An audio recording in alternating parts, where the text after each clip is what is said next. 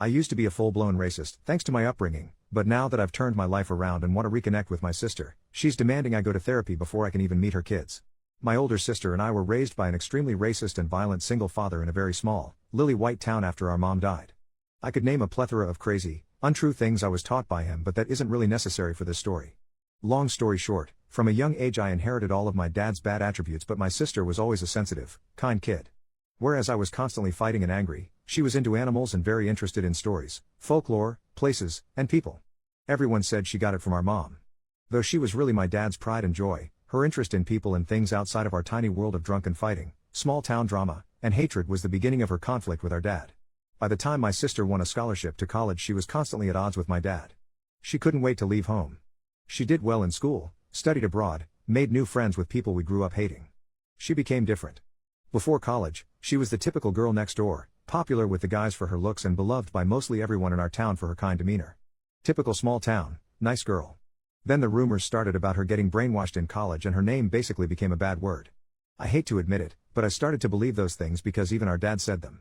Ironically, she eventually began dating this black guy, which was the biggest sin possible to a lot of people in our town, including me. I didn't understand it. Our dad was furious for a long time, but eventually it looked like he was coming around because he invited them to the house one afternoon. He started drinking in the driveway that morning, and by the time they arrived, he was hammered. They stepped out of the car to a barrage of slurs which instantly broke my sister into tears. Then he started throwing cold beer cans at them and I joined in. Both of them were bleeding and we dented the car up pretty good. They sped away, but until that moment, I'd never seen my sister cry like that. I was 13 then. Dad yelled that she was dead to him. I wouldn't see my sister for nearly 15 years after this. I didn't even know her boyfriend's name.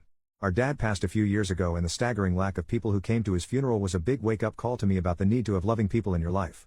After that, I moved to a bigger city for work. I gradually made friends and began having experiences I would have never had in my old town. I'm now very different from the rage-filled kid I used to be. Truth is, before Dad died, we started to clash.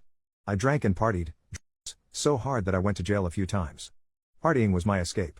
I partied a while after I moved, but the sheer gift of time and living life led me to eventually realize many of the things I was taught was wrong, and if I didn't change I was going to end up in jail or worse. I just started feeling like there had to be more to life than being mad at the world and drunk all the time.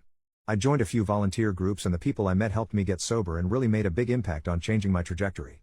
My views on race changed dramatically, and I've managed to build a solid, but diverse group of friends.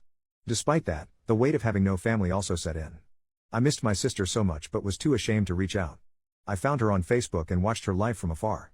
She actually married that guy we threw beer at, and they have 3 kids and live a few states away. They seemed really happy in their pictures. I eventually reached out and we developed communication online.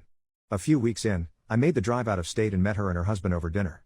We had some very tough, emotional talk, but overall it was a very constructive visit.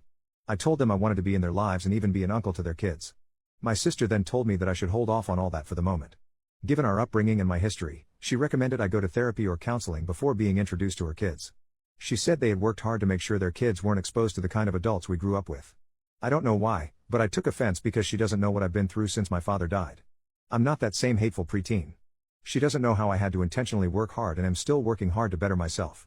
I'm not opposed to therapy, but to make it a requirement before even meeting her children seems excessive. I told her I would think about it, but I don't think I hid my disappointment too well. I'm pretty sure she sensed the change in our vibe because the rest of the dinner was a bit awkward. I haven't heard from her since. Am I wrong for not wanting to go to therapy just because she thinks I should? I mean, I'm literally considering moving several states away to be near them. Shouldn't that be enough for a start? Update 5 days later, thanks to everyone who reached out and offered kind and not so kind words. The feedback really did help open my eyes. I didn't expect it to blow up like it did. Unfortunately, I went to work after posting and didn't look at it until the end of the day. By then, the post was locked and I couldn't respond. I spoke with my sister on the phone after our dinner and she said she became physically ill after our meeting, particularly after I was hesitant on therapy. Further, she doesn't trust me. I know I blew my chance. Her tone was different. I could tell she had a lot of simmering anger in her voice as she spoke.